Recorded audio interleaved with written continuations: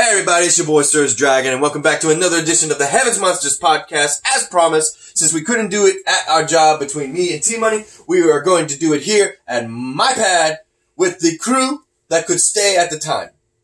Our boy Renee came today, but had to leave because he had to work early, and Delvin, Chris Petrie, and Farrell were a no-show. So here we go. We got Mike Henry in the back right there. We got Andre Mitchell, and we also got Terrence, a.k.a. J-Money. If you smell what the lion is cooking. And last but not least, it's Xavier Hill. Once again, MVP is in the ring, so that can only mean one thing.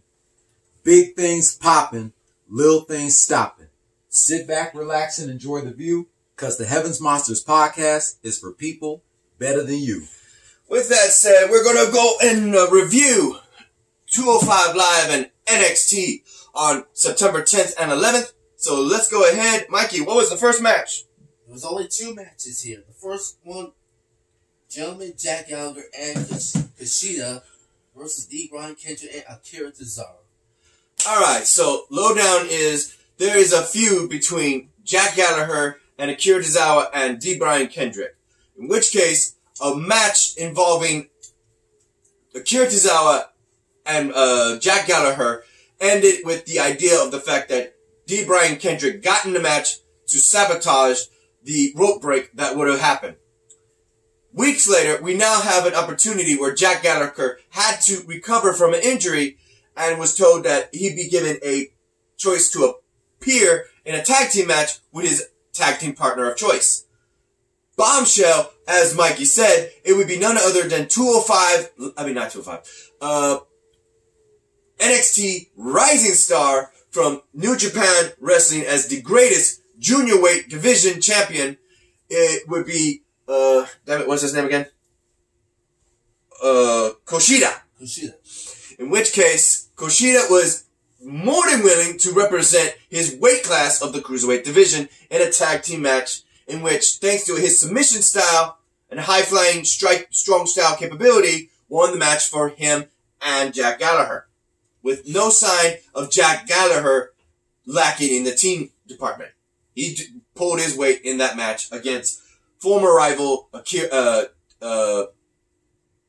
Tozawa. So that would be what was your take on that, guys? For those who actually heard the match, I know a lot of you don't have WWE Network. I do. I just don't watch it. So what was your thought on that? I can't get my boss on. I didn't see it.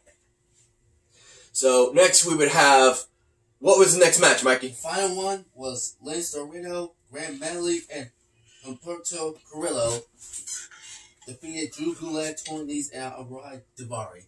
6-man showdown. It was supposed to be a tag team match between Tony Nese and Drew Gulak against Lince Dorado and Humberto. But sadly, we would have an outside interference of Arai Daivari attacking and Grand Metalik coming to their aid, and it would be in a 6-man tag team match. So as Mikey said, those two, the Babyfaces won the match, but ultimately would look at each other, knowing the fact that they have to fight one another in a triple threat with Drew Gulak. Drew Gulak would hold his title in defiance, stating that he's going to defend it at Clash of Champions and retain. So now with that said, let's go ahead and move on to NXT. Shout out first. A shout out to our boys, Delvin, Farrell, as well as Renee, who couldn't be here for this podcast and the show. And least but not forget is Xavier Hill, Mike Henry, and Andre Mitchell. A link to their YouTube pages will be in the description down below, as always. Don't forget another shout out to Chris Petrie, who also couldn't be here. Thank you. I almost forgot about him. Thank you. So let's go on with the NXT. First, Damian Priest defeated Boa. It would be Damian Priest who would ultimately triumph against a breakout star from the WWE Performance Center, Boa, who took part in the NXT Breakout Tournament. Damian Priest, formerly known as Punishment Martinez, is still undefeated in NXT. under that name. Since when he came as Punishment Martinez, he did lose to Matt Riddles, the original Bro. Let's not forget that. Next, we would have a theoretically elongated extension to the fans cheering Johnny Gargano. He would be just in shock at how much the fans love him so much, thinking that he was going to leave. They were even screaming, "Please don't go. Please don't go." Yeah, you had close-ups on people doing this. Don't go. Don't go. Don't go. Hey, listen. He went to the main roster. On Raw, was it Raw or SmackDown? But yep, with him about to say that he was going to make a choice as to whether he's going to leave or stay, would be interrupted by Shane Thorne, who has been saying that Johnny Gargano is done, that he needs to retire so that people like him can obtain the spotlight and be done with a fossil like him.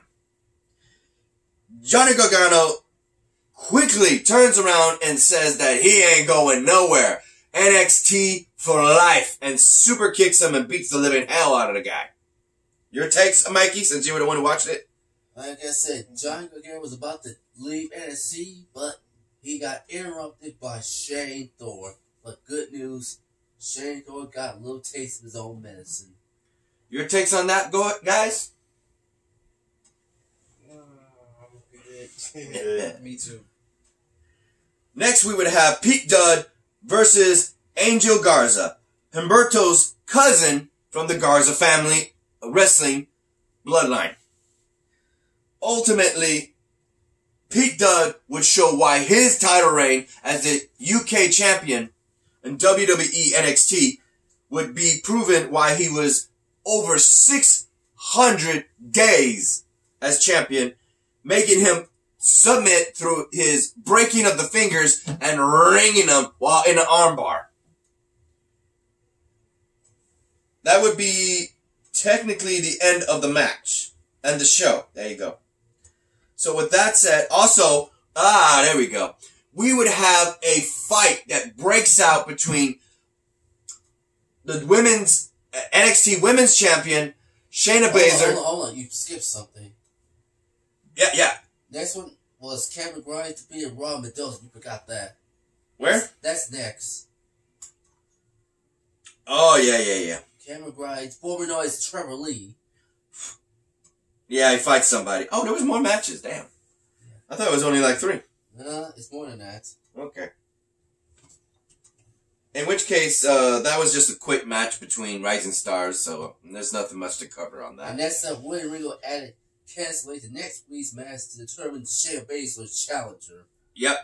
It would be Io Shirai, Mayhem, Bianca Belair originally, but because of the fact that Candice LeRae would have issues on the fact that Io Shirai, despite the fact that she has been on a rampage, why is she being rewarded? So, William Regal did issue that he would give her this chance to prove it. But if Rhea Ripley were to win her match against Shayna Baszler, it would be a fatal 5-way. She would then state that she wouldn't care who he adds into that match as long as she got her hands on Io Shirai. After that, and I did forget this, I really did, I had to keep scrolling. Shayna Baszler would go on to fight Rhea Ripley that night, but because of the horsewomen interfering, forced her hand to use the chair against Shayna Baszler, ultimately ending in disqualification. Shayna Baszler wins the match, and now a lot of people would argue, does Rhea Ripley get her opportunity? I don't know. It's going to take time. Yeah. This would all come down to the fact that next week, and even a speech from the Undisputed Era said that this is only the beginning. Because next week on Wednesday, September 18th, we will have the first ever official premiere 2-hour show of NXT on USA Channel. Not too far to next month, we will have SmackDown moving to Fox Sports. So, a lot is going to happen. Your take on that, guys? I'm happy. Boy. And it's no longer going to be called SmackDown Live. That's what I figured. It's going to call me, it'll be SmackDown. The Friday night SmackDown. This will be the first time in like almost a decade that SmackDown will be on basic cable for people that don't have cable to watch Raw. And I can't wait to finally see NXT this Wednesday. Well, actually, I'm going to cut you there, but it's the second time. Because remember, SmackDown was on. He was on UPN back then. Well, it was also on Sci-Fi, remember? And don't forget CW. Yeah. Yeah, buddy. And the question everybody is, what does future holds for 205 Live now that the show could be on the verge of canceling? Yeah, well, Triple H had decided to cancel it, so he said that he's moving the cruiserweights to NXT. What? Yeah, that was said. So we don't know for sure if the show is going to be canceled for 205 Live. Actually, it is. He already announced it. Why are they shutting down 205 Live? Because it's all about this money problem, bro. It's messed up. And he said it's not getting that popularity like NXT is. I forget them. Good. With that said, ladies and gentlemen, that'll be the end of this video. If you like this video, give it a thumbs up. You didn't, give it a thumbs down. Hit that subscribe button if you like the content, and hit that notification bell right over there, right here, if you like the content. With that said, I'm Surge Dragon. This is T-Money, Xavier Hill, Andre Mitchell, and over there is Mike Henry. We'll see you in the next video, which will be Clash of Champions. Yep, after show. It's separate Impact because you haven't watched it yet. Nah, we'll be doing that in another video altogether. So, peace out, everybody. Bye. Peace. Peace.